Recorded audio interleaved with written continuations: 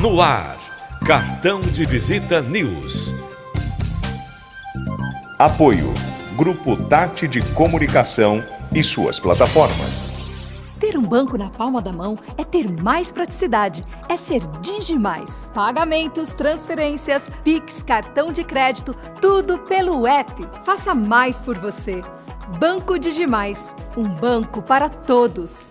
Após o sucesso do Residencial Guaporé 1, a construtora Pereira Alvim apresenta seu mais novo empreendimento em Matão. Residencial Guaporé 2. São lotes a partir de 360 metros quadrados em um residencial fechado, de altíssimo padrão e pagamento facilitado direto com a construtora. Ideal para você investir ou construir a casa dos seus sonhos. Viva com sua família no ponto mais valorizado da cidade. Com conforto, tranquilidade e completa harmonia com a natureza. Plantão de vendas no local. Ligue 0800 942 5151 e saiba mais.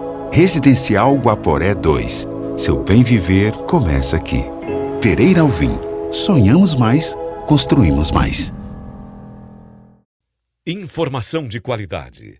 Jornalismo profissional. Entrevistas exclusivas. Cartão de Visita News.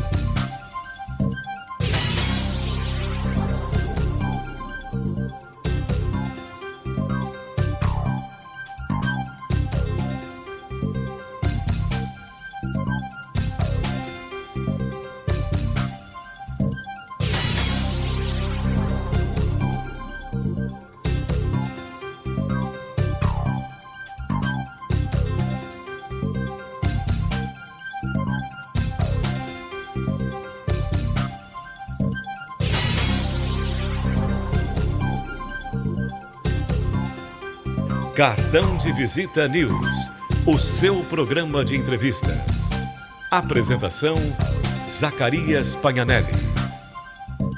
Bom, deixa eu tirar aqui o pessoal que está entrando, senão fica atrapalhando aqui Vamos fazer uma coisa mais limpa aqui. Bom, deixa eu iniciar, eu vou fazer um comentário. Estamos retransmitindo pelo Grupo Tati de Comunicação nas multiplataformas, também pelo Cartão de Visita News R7, estará hospedado em alguns outros portais, no TH+, em outros portais que estão ligados com parceria no grupo, e também no Cartão de Visita News do YouTube. Eu estou com uma personalidade aqui, eu brinco com ele, porque ultimamente andou aparecendo muito, né, Excelência? Muito andou aparecendo, né? Muito trabalho, não? A Polícia Federal, não? Não só muito trabalho, mas é um momento de início de uma nova atividade, né? Nós estamos aqui chefiando Santa Catarina. Então é um momento que a mídia e a sociedade acaba perguntando quem é esse rapaz aí que está assumindo Santa Catarina. Então isso acaba causando uma exposição maior, Zaca. Bom, eu estou aqui com o Dr. Edson Geraldo Souza. Hoje, como ele comentou, ele é superintendente da Polícia Federal de Santa Catarina. Fez um bom trabalho também na direção de Campinas. Quantas jurisdições ali, doutor? Em Campinas nós temos uma das maiores delegacias do país, né, da Polícia Federal, são 60 cidades, quase 5 milhões ali de pessoas morando ali, uma das regiões mais ricas e também muito prósperas, principalmente em tecnologia. Então foi um grande desafio, além do aeroporto de Viracopos, com 14 milhões de passageiros, um dos maiores terminais de carga aeroportuária da América Latina. Então houve um grande desafio ali em Campinas, viu, nos últimos 7 anos. Bom, o delegado Edson Geraldo Souza, ele é integrante dos quadros da Polícia Federal desde 2016, tendo atuado anteriormente como chefe das delegacias da Polícia Federal de Ribeirão Preto, entre 16 e 19, e em Campinas, como ele comentou, 19 e 25. Atuou em operações de grande relevância nacional, tais como a Operação Samandija, que apontou um rombo milionário aos cofres públicos da Prefeitura de Ribeirão Preto, a Operação Concierge, que desarticulou um esquema bilionário de fraudes em transações digitais por duas fintechs, né, não autorizadas pelo Bacen. E a Operação Follow the Money, que destacou o Nacional Combate de Crimes Financeiros e Lavagem de Dinheiro. Também foi precursor junto à Diretoria de Investigação e Combate ao Crime Organizado e Corrupção, que é o DICOR, da PF, na estruturação de um grupo especializado no combate de crime de roubo de cargas na região de Campinas, que isso aí também estava toda semana alguma coisa de Campinas no ar, e os caras saindo 5 horas da manhã, as viaturas, eu recebi informação para soltar no portal, meu Deus do céu, trabalharam. E na redução de 25% de incidência desse crime naquele estado, na criação de um grupo integrado de repressão a crimes do tráfico internacional de drogas por meio de aeroportuário, resultando na redução de 60% da incidência daquele crime no aeródromo, além da criação de um dos reconhecidos grupos de repressão a crimes financeiros do Estado de São Paulo. É graduado em Ciências Jurídicas e Sociais, Direito de 1999 pela Universidade de Ribeirão Preto, e possui especialização em liderança na organização em 2020 pela EC, Paris, na França. Bom, deixa eu explicar o que é a EC, que eu estava pesquisando, e depois quero saber por que também essa especialização. Eu acho que tem a ver com gestão também, que é o seu caso já faz algum tempo, mas é uma das principais escolas de negócio do mundo do líder em pesquisa e ensino de ciências da administração. Eu sei que você também, além de dirigir Ribeirão Preto, dirigir Campinas, antes de dirigir Ribeirão Preto, eu acho que isso é uma coisa que a gente sempre discute com os convidados, eu acho que é importante, inclusive que na nova geração, é uma coisa que você faz muito bem, né, Edson, é a comunicação. Na verdade, é importante esclarecer que eu chefiei as unidades que conduziram essas investigações, né? Então, tive colegas extraordinários como parceiros e como componentes da minha equipe que conduziram diversas investigações. Meu papel ali era gerir as equipes e gerir esse aspecto não só de gestão estratégica dessa unidade da Polícia Federal, mas também estruturar a comunicação social e a assessoria de imprensa. Então eu tenho essa ligação já com a assessoria de imprensa desde o começo da minha carreira, em 2006, e o objetivo principal é satisfazer ali um dos requisitos constitucionais ligados a isso, que é a transparência do serviço público, a publicidade do que é feito. E isso não só aproximou a imprensa, né, tornamos amigos, inclusive já nos conhecemos, Zacarias, há mais de uma década, né, lá em Ribeirão Preto.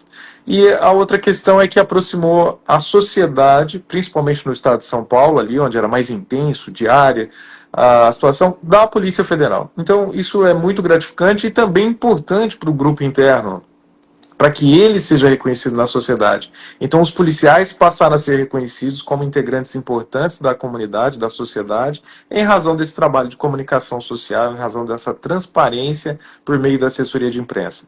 Conheci pessoas extraordinárias na imprensa, está aqui Zacarias Planelli, e outras pessoas de diversos órgãos de imprensa também extraordinários que ajudaram muito na construção dessa transparência e dessa comunicação muito eficiente com a sociedade.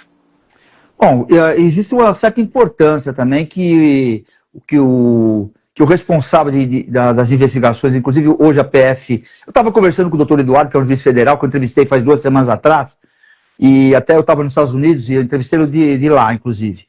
E aí eu falei assim, observando o portal Cartão de Visita, uma semana após, ele já estava no ar, inclusive, eu liguei para ele, falei, doutor, você acredita que a sua entrevista é a número 1 no portal, porque ele faz um cálculo, as 5 primeiras sempre aparece lá, qualquer matéria que você solte. Aí ele falou assim, pô, bacana, gostei, tal. Aí eu falei para ele, olha, eu acho que isso aí é a questão da mudança que houve da comunicação da Justiça Federal. E a importância que a Justiça Federal tem hoje, que todo mundo pesquisa o que está acontecendo. Está uma reviravolta muito grande, né? Uma polêmica muito grande, e a PF está trabalhando direto. Todo dia tem alguma coisa nova. É importante que as pessoas saibam, né, o que está acontecendo. E hoje, depois da discussão que surgiu na imprensa, primeiro da questão da qualidade da informação, segundo da veracidade da informação. Então, se tornou muito importante, e essa é uma das razões pela qual a Polícia Federal divulga tanto seus trabalhos, para evitar o que é chamado de fake news, né, já conhecido. Então, quando nós trazemos às pessoas o que realmente aconteceu, quando elas têm uma autoridade policial, judiciária, dizendo o que aconteceu, ligada diretamente ao fato, então isso se torna uma matéria, se torna uma fonte de qualidade. E as pessoas querem isso. As pessoas querem realmente saber o fato. As pessoas querem saber o que está acontecendo e elas querem saber da fonte. Então, essa transparência por meio da comunicação social é extraordinária, tanto para o aspecto externo quanto para o aspecto interno. Valoriza a instituição e, por outro lado, satisfaz a sociedade no que está sendo feito. Afinal, o que está sendo feito com o dinheiro dos impostos, né, dos tributos, o que esse órgão público faz, o que essas pessoas estão fazendo. Então é uma prestação de contas e as pessoas, hoje, principalmente nesse mundo de informação, as pessoas têm interesse em saber.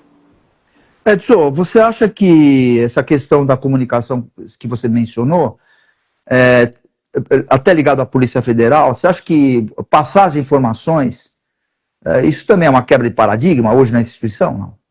Não, hoje a Polícia Federal preza por uma comunicação que a gente chamaria de low profile, né? Ou seja, não há nenhum histrionismo, não há nenhum exemplo de circo, não há uma exposição dos investigados, não há uma exposição da privacidade dos investigados, mas da investigação, sobre os crimes que estão sendo investigados, das técnicas que a Polícia Federal utilizou para essa investigação, do respeito às garantias e direitos constitucionais, e aí vem se tornando uma referência não só nacional, como uma referência mundial, essa forma de trabalho, de transparência e de contato direto com a sociedade. Então, é muito importante que isso continue assim, que a Polícia Federal vem fazendo isso nos últimos 20 anos, vem evoluindo com isso, vem apresentando de forma sóbria, serena as investigações. Então, eu acho que nós estamos num bom caminho e devemos prosseguir nele. Hoje, as diretrizes da comunicação social da Polícia Federal é publicidade sem um circo por volta da investigação, apenas os fatos. Quando a gente fala em quebra de paradigma, você foi um paradigma, Edson? Porque você, filho de pedreiro, garoto tal, humilde, chegar no ápice hoje na Polícia Federal, que como eu digo, é uma grife, né? Como você entendeu? Que muita gente falava, porque hoje tal. Me conta um pouco, vamos voltar, vamos contar um pouco da tua história, desde o início um pouquinho, que a gente, vamos relembrar que a gente já conversou com isso há muito tempo atrás, vamos relembrar. Você sabe que minha irmã me ligou e reclamou. Então você só tem pai agora, né? O pessoal fala, o pai é pedreiro. Cadê a mãe, né? Minha mãe é a Dona Neide, uma mulher extraordinária. Ela faz bolinho de chuva, né? Faz. Dona Neide faz bolinho de chuva. Dona Neide criou 7 filhos, extraordinária também, uma mulher de muita força. Nós viemos de uma família muito simples, né? Uma família bem humilde ali na periferia de Ribeirão Preto, 7 filhos, todos criados ali dentro da cartilha da filosofia cristã, então todos muito respeitosos em relação a isso, família, hierarquia e tudo mais. E os recursos financeiros, como para muitos faltaram no Brasil, como para muitos faltam hoje, para nós também faltava. Mas meu pai, principalmente meu pai, ele tinha um quê muito, muito grande com determinados princípios. Então, pontualidade, a necessidade de estudo, a necessidade de livros. Então, às vezes faltava comida, mas não faltava livro, né? Tinha o clube do livro, né? O círculo do livro, que chamava, e meu pai assinava aquilo e a gente sempre recebia enciclopédias, livros novos, e ali a gente foi tendo um contato com esse capricho do meu pai em relação ao conhecimento.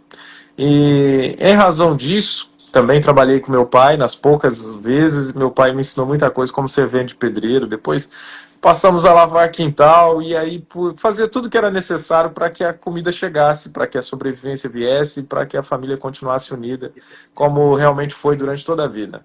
Nós morávamos em 2 cômodos, né? Então até hoje eu vou lá e eu olho aqueles 2 cômodos, eu falo, eles são menores do que eu pensava, né?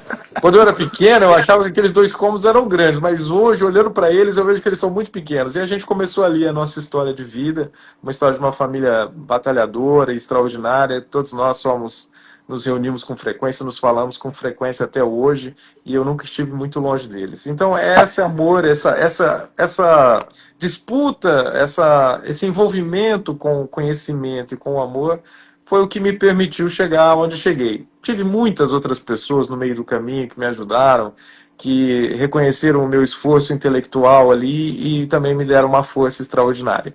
Então é por isso que hoje eu posso me apresentar aqui no seu programa com um destaque que a Polícia Federal me permite ter dentro da instituição. São 27 superintendentes no Brasil, e eu hoje tenho o orgulho de ser um deles no auge da nossa instituição, no auge dessa respeitabilidade que essa instituição conseguiu.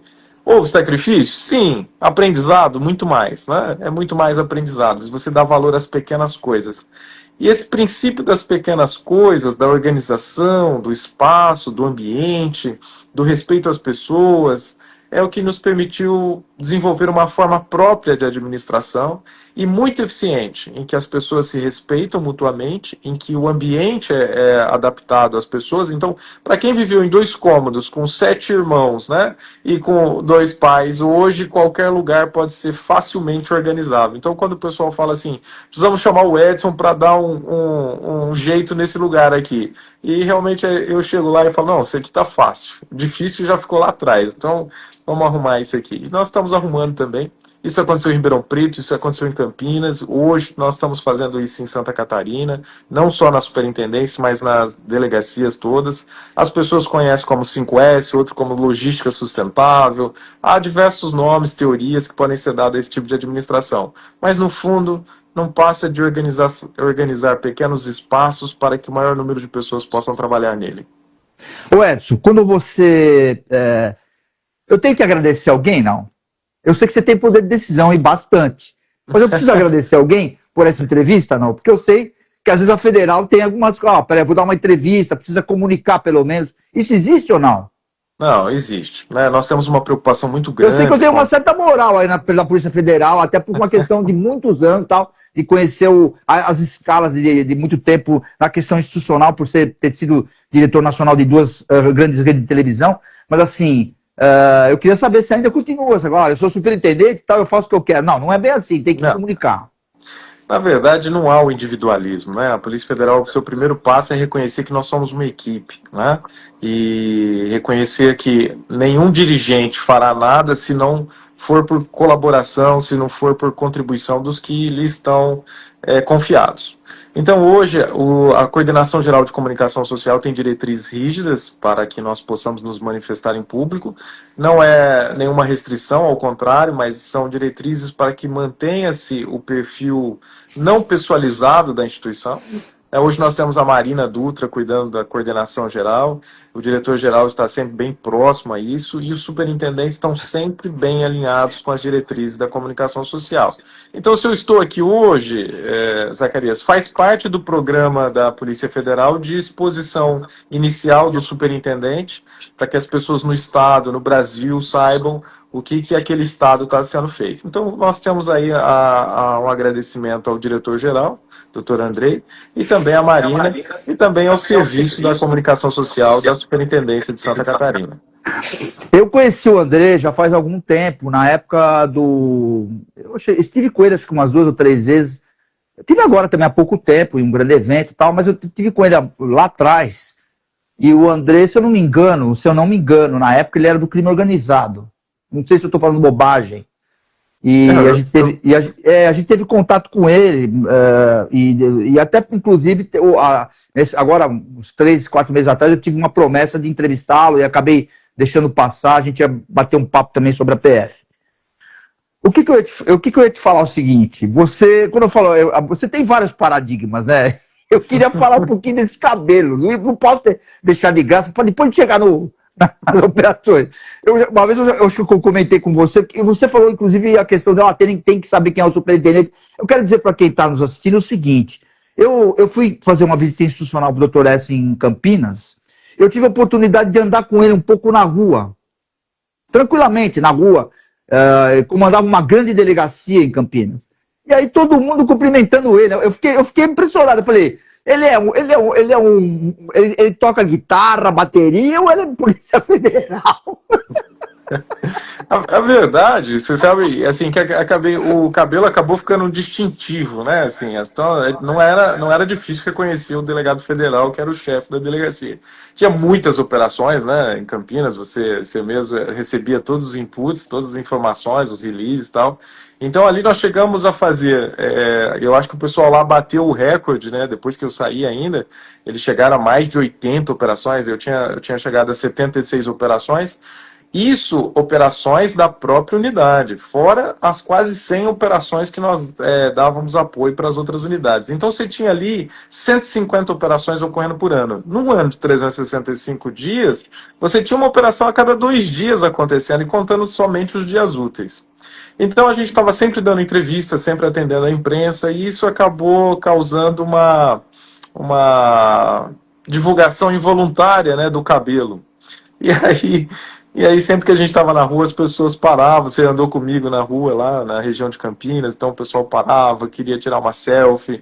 Era muito comum as pessoas pedirem para gravar alguma coisa para a mãe, para a avó, para a tia. Ah, minha tia é sua fã, minha avó é sua fã, minha mãe, meu pai e tal. E a gente parava e gravava, atendia todo mundo. Mas isso mostra um fenômeno mais importante, né? Não é um fenômeno pessoal. Um fenômeno de que as pessoas estão dispostas a apoiar as instituições públicas. Elas têm uma certa simpatia pelo serviço público quando ele é bem realizado. E ali em Campinas tinha uma equipe extraordinária, eu uso essa palavra muito, até me disseram, você usa extraordinário, eu falo que a vida é extraordinária, né? E ali nós fizemos grandes serviços, nós fizemos uma grande referência. O aeroporto de Viracopos se tornou uma referência quando se fala em Polícia Federal. O coordenador do Grupo de Repressão a Crime Organizado hoje é o chefe da Divisão de Repressão a Crimes Financeiros em Brasília. O nosso chefe substituto do aeroporto hoje é o diretor do Instituto Nacional de Identificação. O delegado, que era chefe do NIP, hoje é o chefe da Delegacia de Campinas, que é extraordinária, aquela unidade. Eu hoje estou como superintendente em Santa Catarina. Então a Polícia Federal reconheceu o trabalho que foi feito ali, e as pessoas na rua também reconheciam. Então nós atendíamos a todo mundo, as pessoas iam à delegacia pedir para autografar o livro, tal, para conhecer. As pessoas passavam, buzinavam em frente à delegacia, dizendo esse pessoal trabalha muito, tal, elogiando o pessoal que estava na calçada. Então foi um fenômeno que foi extraordinário. A palavra é essa. Até para quem nos assiste, eu fiz parte da Associação Internacional de Chefes de Polícia Americana por 12 anos. Fui o primeiro cara a cobrir esse congresso, uma associação de 100 anos, que foi um parto também para poder autorizar em cobrir. Eu brinco com o Edson pelo seguinte: ele parece um cara do DEA, do Departamento de Narcótica Americano, porque eu falei, ainda brinco com ele. Falo, quando você chega para cumprir um mandado, como é que fica? O cara fala, pô, mas esse delegado, não sei não. Não sei se vai ser tudo direitinho, sabe? Você sabe que, assim, o pessoal, na região, no estado de São Paulo, principalmente, né, não havia nenhum estranhamento mais, né, porque o pessoal já tinha se acostumado. E aí, quando eu cheguei aqui em Santa Catarina, no primeiro momento que publicaram uma foto minha, e as pessoas precisam saber que nem tudo que aparece na TV ou na mídia, ele se espalha igualmente pelo país, né? Os interesses, os cliques, o share é diferente. Então, vai diminuindo a influência de uma região sobre a outra e poucas coisas vão se tornando nacionais. Então essa imagem estava mais restrita ali à região sudeste, né? E aí ou ao ambiente da Polícia Federal ou ao ambiente jurídico. Quando eu cheguei aqui, a primeira publicação que colocaram uma foto minha, a imprensa escolheu uma publicação lá de São Paulo, lá de Campinas, e aí eu comecei a ler os comentários, né? Os comentários que as pessoas colocaram. E aí foram mais de 2.000 comentários, quase 2.000 compartilhamentos, não sei quantas repostagens e tal. E aí o pessoal já não estava mais falando sobre mim, estava falando sobre o meu cabelo, né? Então, e aí a gente colocou, eu até estranhei o estranhamento, né, das pessoas, porque é uma coisa que já está tão comum aqui para mim e para os meus colegas. E outra coisa mais importante a se destacar nisso, pessoal, nós mesmos tivemos essa conversa, né, Zacarias? Você falou, você não vai cortar o cabelo, tal, assim você não vai conseguir progredir na sua carreira. Não, a Polícia Federal não tem isso. A Polícia Federal realmente... Aliás, eu li recentemente uma matéria sua que estava acabando induzindo a molecada e todo mundo para a Polícia Federal. Porque eu entrevistei eu não me lembro o nome dele agora, faz algum tempo, o tenente-coronel que aposentou de São Carlos, e ele tinha os braços todos tatuados. Eu perguntei para ele falou, tem uma lei nova, que agora, eu acho que é um meio também de você, de um gosto, né, que é perfil, talvez, e de você se aproximar também da juventude, do pessoal mais novo, e quebrar paradigmas mesmo. Acho que isso aí não tem nada a ver, quebrar uma diferença, né? E até, inclusive, até para emendar, para a gente não ficar muito nesse assunto, vamos falar mais da sua vida profissional. Eu tive num evento, eu acho que eu comentei com você uns 5 meses atrás, que estava o teu superintendente de São Paulo, Zanfurgo, né? E até tava inclusive o Andrei também. Aí eu falei assim, pô, mas você tem um delegado que chamam ele arruma o cabelo assim para dar entrevista, é uma coisa absurda. Ele começou a dar risada, ele falou, Zacarias. Ó, o diretor-geral na cerimônia de posse, aí isso acabou repercutindo bastante, né? Porque quando eu cheguei na Academia Nacional de Polícia, eu cheguei com o cabelo um pouco mais comprido, e aí, obviamente, mandaram eu cortar o cabelo. Ok, cortei o cabelo e tal. E aí voltei e eles falaram, não, ainda não tá bom, você precisa cortar mais o cabelo. Aí eu cortei mais o cabelo, né? Ok, e aí eles falaram, não tá bom ainda. Eu fui lá e raspei o cabelo, né? Raspei o cabelo bem baixinho e tal.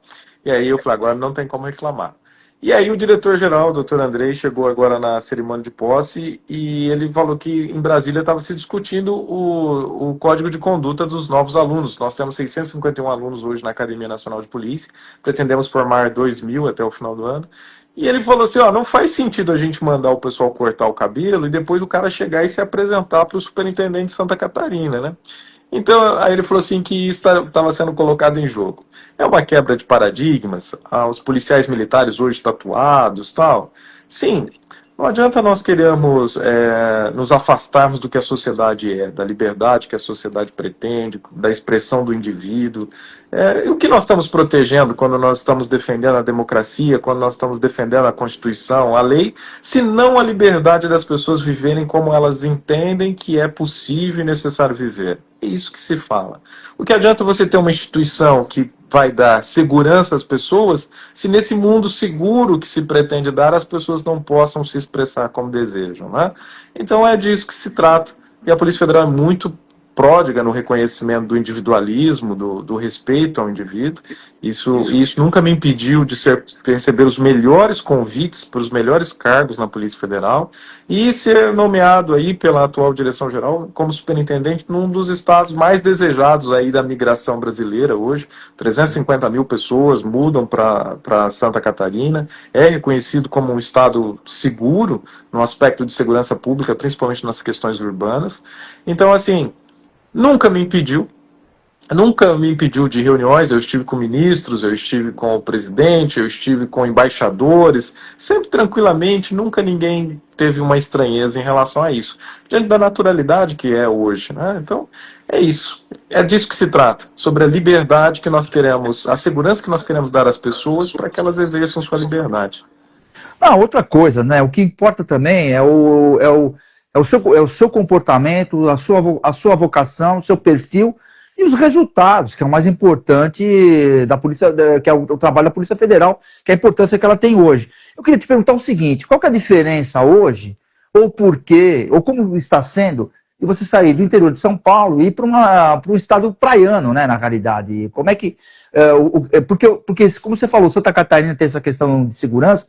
Eu acho que Santa Catarina e Paraná, eu costumo até individualizar um pouquinho, parece que é um pouco fora do Brasil, até por causa da cultura lá, né? Então é bem diferente, assim, em algumas situações. Eu queria que você me falasse como é que foi essa transição. Por que que foi decidido de você estar lá com o superintendente, de fazer uma troca tão brusca assim? Tá. A verdade é que abriu a superintendência de Santa Catarina, abriu-se a vaga em razão da promoção que foi dada à doutora Letéia, a superintendente anterior, que hoje é a corregedora geral da Polícia Federal. Ela é a única policial do Brasil que ocupa um cargo com mandato. né? A corregedoria tem um mandato de 3 anos, é o único cargo na Polícia Federal que tem mandato, todos os outros são demissíveis ad nuntum, ou seja, não é necessário justificar, não há prazo, não há mandato, eu posso ser superintendente até amanhã, até a semana que vem, até o final do ano, mas o corregedor tem 3 anos de mandato. Nem o diretor-geral tem mandato.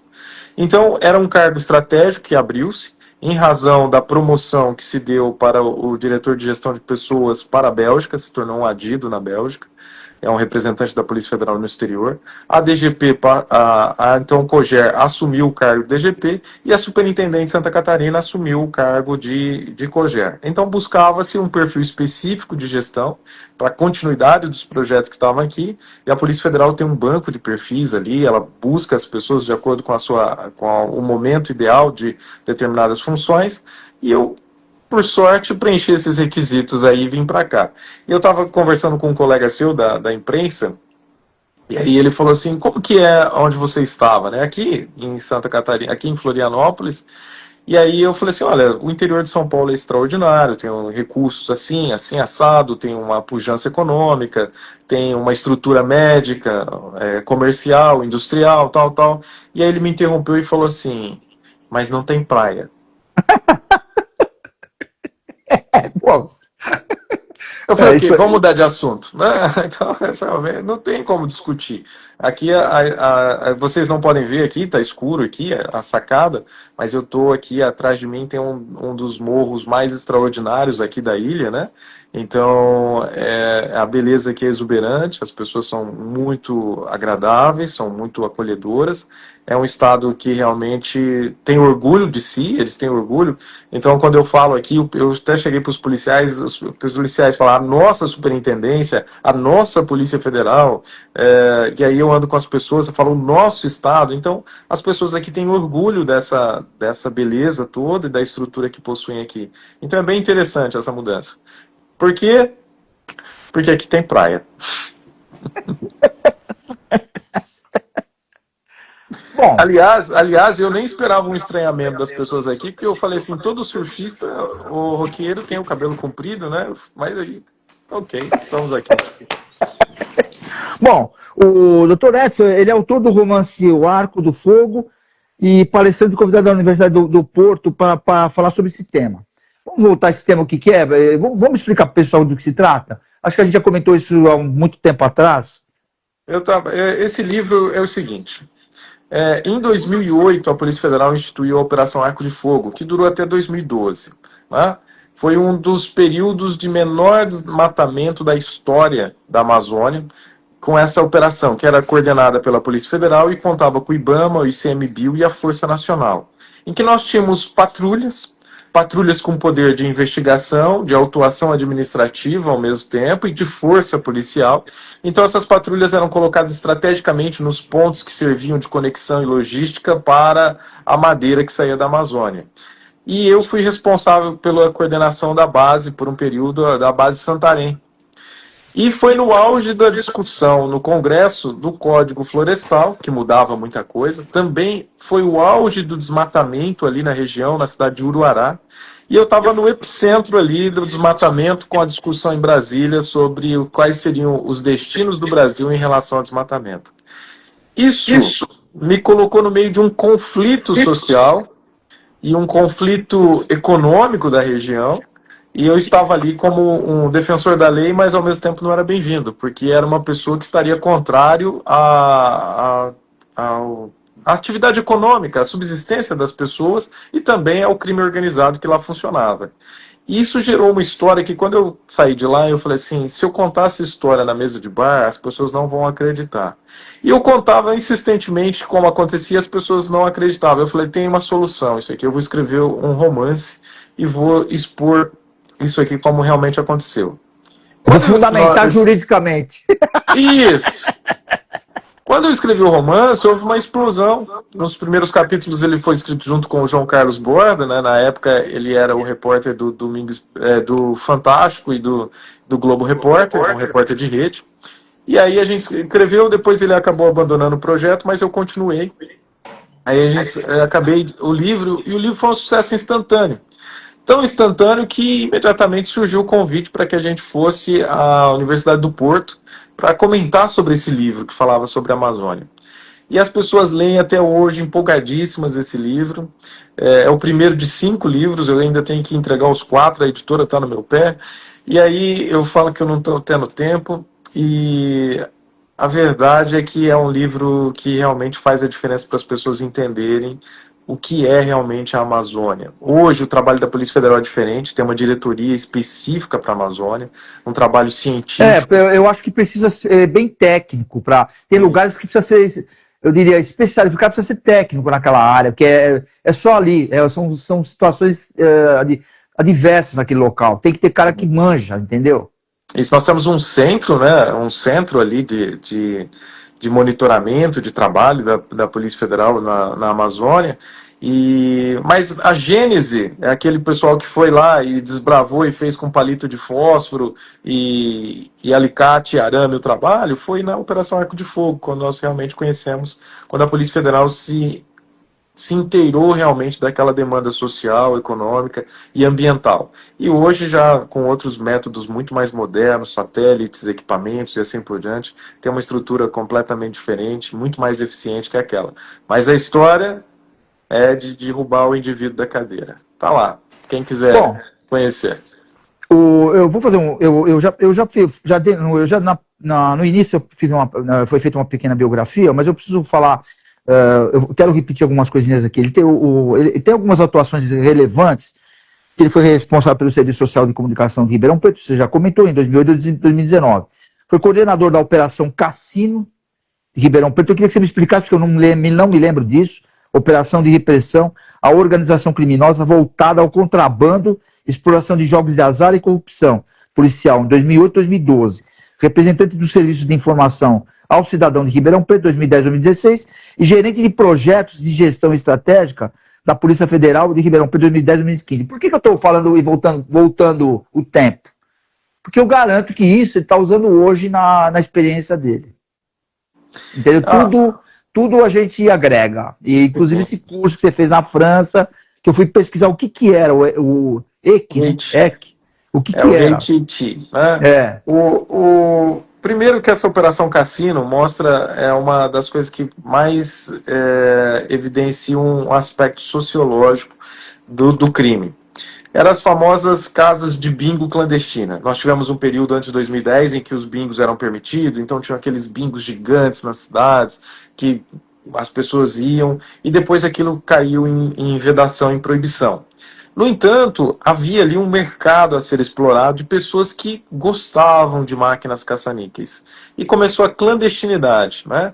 Então, muitas das pessoas que exploravam bingos passaram a explorar essas casas clandestinas com máquinas caça-níqueis, que eram bingos clandestinos em casas noturnas e assim por diante. Qual que era o problema disso? Isso normalmente se encaixava em jogos de azar, exploração de jogos de azar, que nem é, a princípio, a atribuição da Polícia Federal. Isso que eu ia te perguntar, a relação, o que é Estado, o que é federal, ou se trabalha em conjunto? Não era um trabalho em conjunto, só que, no entanto, quando você tem as MAPs, que são as máquinas eletrônicas programáveis, a legislação não permite que você importe, que você traga para o país componentes eletrônicos e utilize nesse tipo de fim. Então, ou seja, e se você importou, montou um computador, desmontou o computador e montou uma máquina caça-níquel?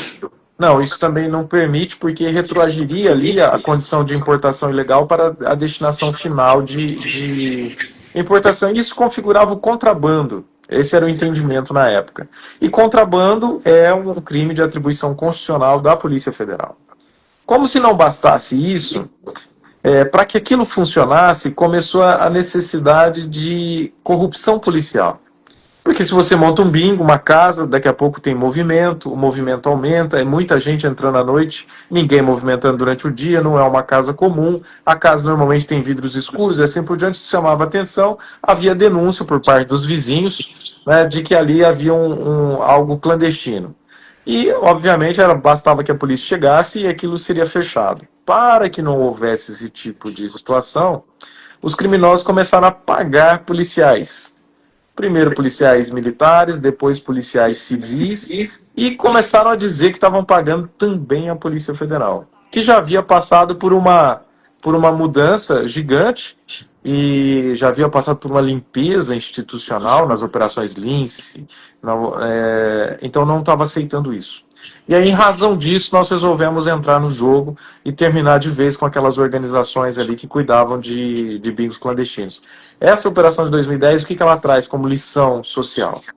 De que o crime, por menor que seja, por mais inocente, por mais que os velhinhos gostem das máquinas caça-níqueis, e por mais que pareça inofensivo, ele vai deteriorando a cidade e a comunidade. Então, assim, aquele simples hábito de jogar nas máquinas caça-níqueis coloridas já estava corrompendo a polícia, o sistema de segurança. E quem estava envolvido com esses grupos de exploração de jogos de azar, normalmente eram pessoas que também estavam ligadas ao tráfico de drogas, que queriam financiar isso porque o retorno era grande, eram pessoas que trabalhavam com mandados de prisão em aberto, e assim por diante.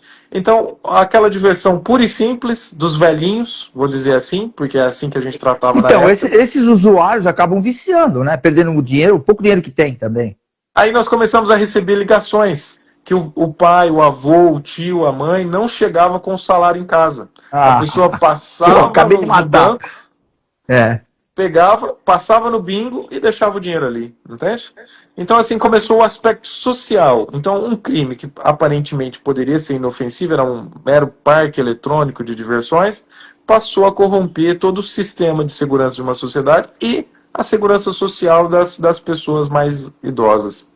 Então, a Operação Cassino foi bem significativa no aspecto de mostrar que nenhum crime é inocente, nenhum crime deve ser tolerado, por menor que seja. E aí aplica-se muito a teoria das janelas quebradas, né? Que é a tolerância zero ali, que é aplicada em Nova York, e que mostrou que realmente você precisa reprimir tantos os grandes delitos, tantos os grandes crimes, corrupção, lavagem de dinheiro e assim por diante, mas você também precisa reprimir os pequenos crimes sob penas desses deteriorarem o ambiente social. Edson, você assumiu literalmente faz poucos dias, né? Na verdade, eu estou aqui em Santa Catarina desde outubro. Houve um processo pioneiro na Polícia Federal de transição, né? Normalmente o superintendente ou qualquer cargo que seja, a pessoa é convidada para um outro cargo e ela abre a vaga ali, e quando o sucessor chega, ele encontra uma cadeira vazia, uma mesa vazia, e ele tem que começar do zero. Então, nesse caso, houve uma transição muito bem pensada pela Polícia Federal, que nós levamos como um modelo, em que eu permaneci, depois de ser convidado para a Superintendência de Santa Catarina, eu permaneci um tempo em Campinas para fazer a transição com o meu sucessor. Então, ali foi entregue todos os detalhamentos dos projetos, dos processos em andamento. E quando eu cheguei em Santa Catarina, eu encontrei ainda a doutora Letéia, que é a superintendente anterior, e nós fizemos praticamente um mês de transição. Já vínhamos um mês antes de videoconferências, reuniões, ela fazendo mestrado na Espanha e, ao mesmo tempo, fazendo essa transição.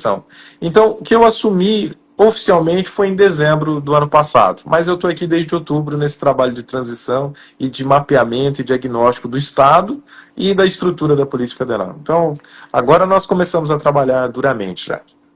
Agora, vem cá, eu sei que como faz pouco tempo, mas muito trabalho aí também, não? Porque tudo por onde você passou, eu vou te falar, hein? Eu tenho mandado muita coisa para você, que às vezes não é da sua região aí, né? Eu vi. Acho que nós é costume. Trocamos muitas figurinhas, né? Então, acho que é costume de mandar... às vezes, pra você ter uma ideia, eu até comentei isso com o juiz federal. Eu falei, doutor, é o senhor que tem em primeiro lugar e prisões, e tem mais 3 prisões da Polícia Federal, que eram 5 notícias, as 4 primeiras era da Justiça Federal. Eu falei, porque eu recebo o dia inteiro, desde as 6 da manhã, começa a vir coisa, até meu editor me incomoda. Fala, pô, Zaca, vamos trabalhar só para esses caras, porque não é possível, é o tempo. E o que acontece? É importante para a imprensa, porque a gente acaba, o cartão de visita R7, ele acaba ficando no home do portal, por causa da importância da notícia, porque hoje a PF é notícia, né? Tudo que está acontecendo. Então, assim, o que eu quero dizer? Já começou o barulho aí? Não. Ou continua? Não, na verdade continua, né? Porque É. assim, houve dois. Eu estou aqui no segundo estágio. Qual foi o primeiro estágio? O primeiro estágio foi trazido à execução pela superintendente anterior, a doutora Letéia, que houve um boom nas operações. Saíram de 20 operações aqui no estado de Santa Catarina e terminou o ano com mais de 110 operações. Então, esse foi o primeiro investimento da Polícia Federal, incrementar as atividades de polícia judiciária, as investigações especiais. E a origem da doutora Letéia é de DRE, então é operacional. Então isso foi incrementado com muito afinco e a superintendência passou a ter uma exposição maior. Agora no segundo estágio, que é esse em que eu encontro, é a evolução da gestão estratégica com o objetivo de maior eficiência e de sustentabilidade. Ou seja, o objetivo é fazer mais, muito mais, com muito menos. Tá? Então, para você passar para esse novo nível, há necessidade de transpor aí muitas barreiras, muitos óbices de cultura, de recursos, de estrutura, e é o que nós estamos fazendo nesse momento, passando a Polícia Federal a esse novo momento de eficiência, efetividade e sustentabilidade. Sustentabilidade significa usar a menor quantidade de recursos possíveis, optar sempre por recursos renováveis e, ao mesmo tempo, continuar a entregar à sociedade o que interessa mesmo, que é o impacto na criminalidade. Fora isso, Zacarias, nós temos o aspecto da polícia administrativa, e 2026 é um ano de desafios extraordinários aqui para a Polícia Federal. Nós temos os CACs, com 1.600.000 registros vencendo no Brasil no começo do segundo semestre. Nós temos a segurança privada mudando completamente com a legislação, abarcando novas modalidades de atuação da segurança privada. É um ano eleitoral em que nós somos responsáveis pela segurança dos dignitários, então há uma maior mobilidade dos integrantes do governo, ministros e autoridades, né, no território nacional. Nós somos responsáveis por isso. E há, por fim, também a segurança dos candidatos à presidência, que também é uma responsabilidade da Polícia Federal. Aliás, ainda existe isso, é lei. É até importante as pessoas saberem. Quando o cara sai, ele foi presidente da República, ele ainda tem direito a andar com 10 agentes a vida inteira, isso? É vitalício ou não? Um ex-presidente, ele tem direito de permanecer com a segurança privada dele, com a segurança pessoal dele. Isso é uma opção, né? Pode ser que o presidente não queira, o ex-presidente não queira, mas caso ele queira, ele tem esse direito de permanecer com a segurança dele. A segurança é feita pela Polícia Federal, né, hoje. E nós temos aí a DPP, que foi uma diretoria criada, né, para a proteção da pessoa, e realmente é uma demanda grande que nós temos, e nós temos atendido com a maior qualidade possível, mas faz parte dos desafios de 2026. Esses resultados que você fala tem a ver, que eu sei que você foi o criador do Símbio, né? R2, que é Sistema Integrativo Baseado na Integração Orgânica de Recursos para Resultados, voltado à gestão da organização. Tem a ver com o que você comentou agora. Isso. Na verdade, é uma visão holística, né? E isso não é nada de exotismo, né? Holístico quer dizer simplesmente sistêmico. É uma visão que já existe nas organizações há muito tempo, quando se fala do viés de sobrevivência, em que você tem que ter uma visão sistêmica. E a visão sistêmica também tem que ser organicista. Então, o que é sistêmica? É que você tem que perceber os diversos ângulos e todos os níveis possíveis relacionados à execução do que está sendo feito. E organicista, que, na verdade, toda instituição ela é um órgão, né? Ou seja, não é algo que se soma. Contrário à visão mecanicista, se você tem um problema numa parte do órgão, você tem um problema no órgão e aquilo não pode ser ignorado. Esse é um problema lá do quartinho da bagunça. Não, isso não existe, né, dentro de uma visão organicista. É como se você tivesse com o pé quebrado, né?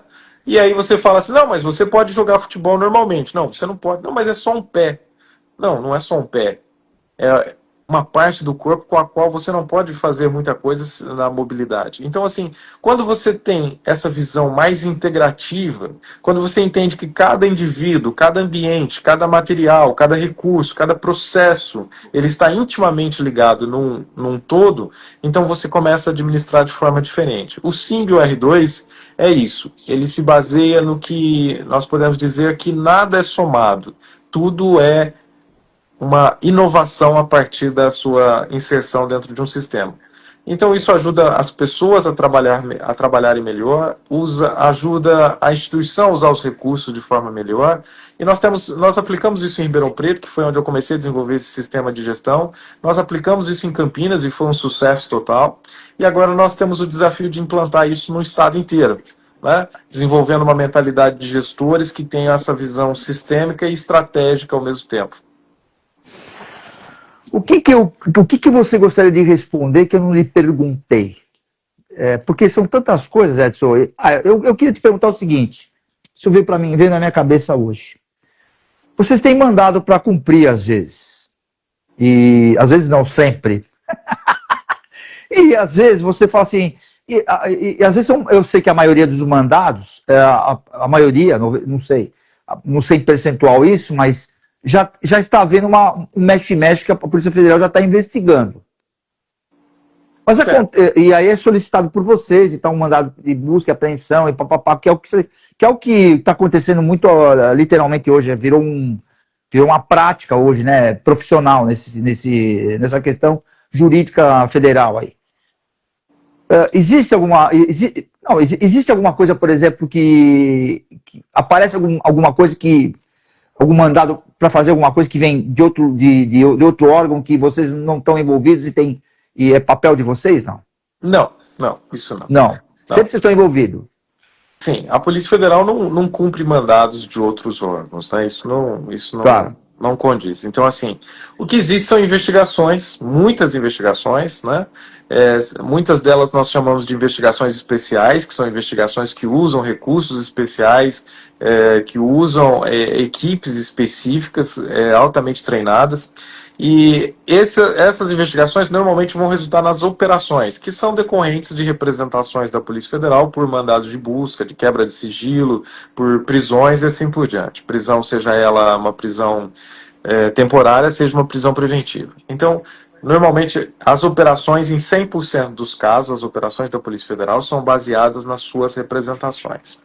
Pode ser que o órgão ministerial represente, né, e chegue um mandado, mas nesse caso nós entendemos isso como uma notícia de crime, instauramos um inquérito também, e a partir dessa investigação nós realizamos essa busca. Então não existe a possibilidade da Polícia Federal cumprir abertamente o mandato de outras instituições, né? Então, o que acontece? Mandados de prisão expedidos pelo Poder Judiciário, seja em representação da Polícia Federal, da Polícia Civil, ou seja uma representação do Ministério Público, ou seja por uma condenação, isso vai para o Banco Nacional de Mandados de Prisão. Isso é um banco em que todas as instituições policiais têm acesso, então não importa quem expediu, não importa se é atribuição federal, se é atribuição estadual, se é competência da Justiça Federal, se é competência da Justiça... Todo policial tem o dever de dar cumprimento a esses mandados, independentemente da origem. Então, é só isso. Agora, quanto aos mandados de busca e apreensão, são sempre precedidos de investigações aí detalhadas e muito bem instruídas, respeitando todos os direitos e garantias constitucionais do indivíduo, do cidadão, mas cumpridos aí com rigor da lei e com o objetivo de sempre buscar provas necessárias à comprovação do crime. Bom, Edson, eu acho que eu queria te agradecer aí. Eu vou te fazer a última. Não sei se você queira comentar, fazer mais algum comentário. Há duas coisas importantes para serem ditas. Hoje, aqui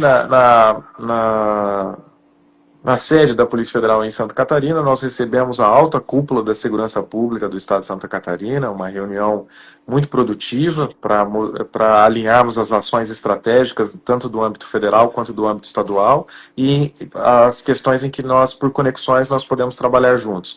É uma reunião que já apresentou resultados, embora a reunião tenha sido feita à tarde, todos nós já propusemos o que nós precisávamos um do outro, tanto da parte da Polícia Federal em relação ao Estado, quanto os órgãos do Estado, da Secretaria de Segurança Pública, principalmente em relação à Polícia Federal, e um pouco antes aqui das reuniões nós já estávamos colhendo frutos disso.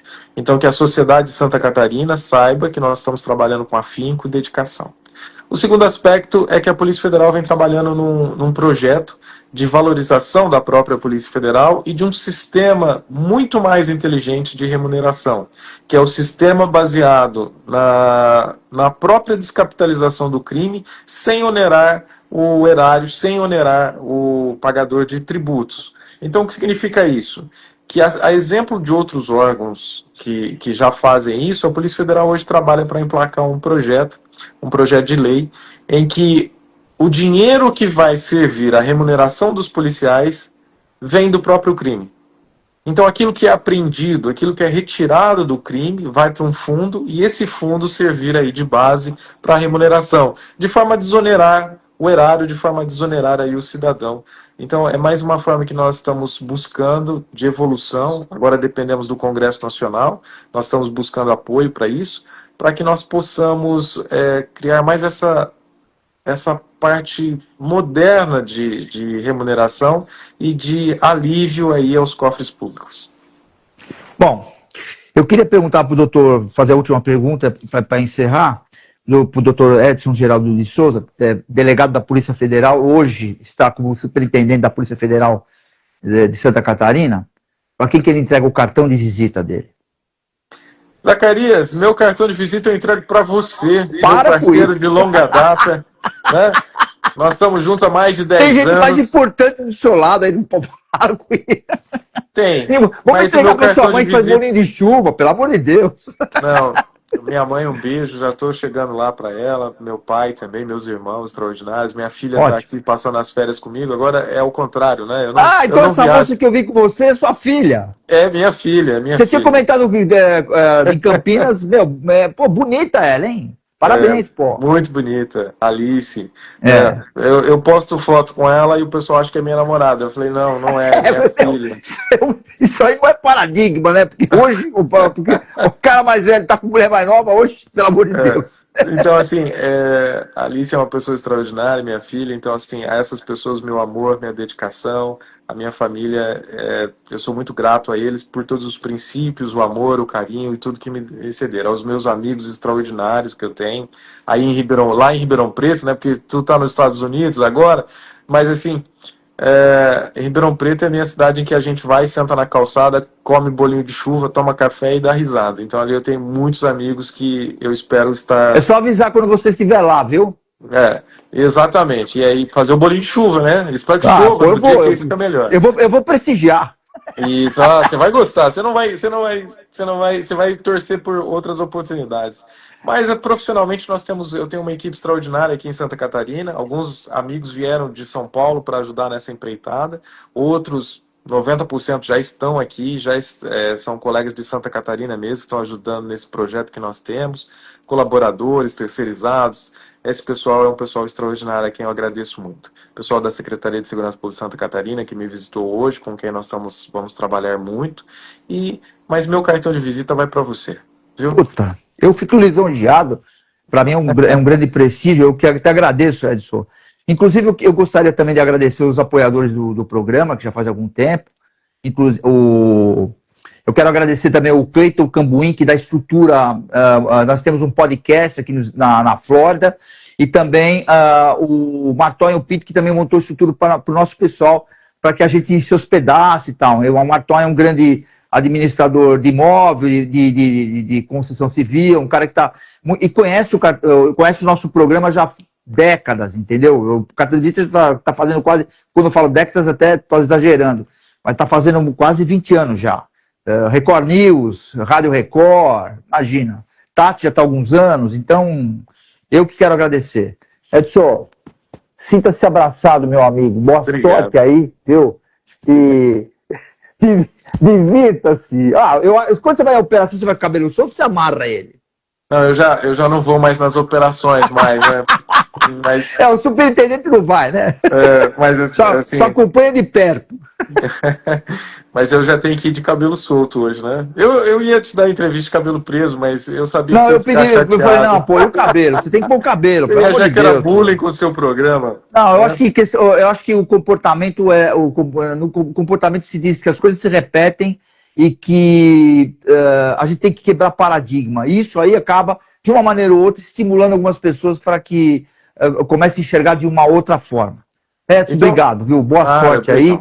E a gente vai se falando, e obrigado por ceder o seu tempo aí, no horário da noite, aí, para para mim para o programa foi um grande prestígio, tá bom? Muito obrigado, viu? Obrigado, Zacarias. Um abraço e a todo o pessoal que nos acompanhou na entrevista aí também. Um abraço a todos. É verdade. Muito obrigado para vocês todos aí. Tchau, tchau. Obrigado. Tchau, tchau. Informação de qualidade. Jornalismo profissional. Entrevistas exclusivas. Cartão de Visita News. Ter um banco na palma da mão é ter mais praticidade, é ser Digimais. Pagamentos, transferências, Pix, cartão de crédito, tudo pelo app. Faça mais por você. Banco Digimais, um banco para todos. Após o sucesso do Residencial Guaporé 1, a construtora Pereira Alvim apresenta seu mais novo empreendimento em Matão. Residencial Guaporé 2. São lotes a partir de 360 metros quadrados em um residencial fechado, de altíssimo padrão e pagamento facilitado direto com a construtora. Ideal para você investir ou construir a casa dos seus sonhos. Viva com sua família no ponto mais valorizado da cidade. Com conforto, tranquilidade e completa harmonia com a natureza. Plantão de vendas no local. Ligue 0800 942 5151 e saiba mais. Residencial Guaporé 2. Seu bem viver começa aqui. Pereira Alvim. Sonhamos mais, construímos mais. Informação de qualidade. Jornalismo profissional. Entrevistas exclusivas. Cartão de Visita News.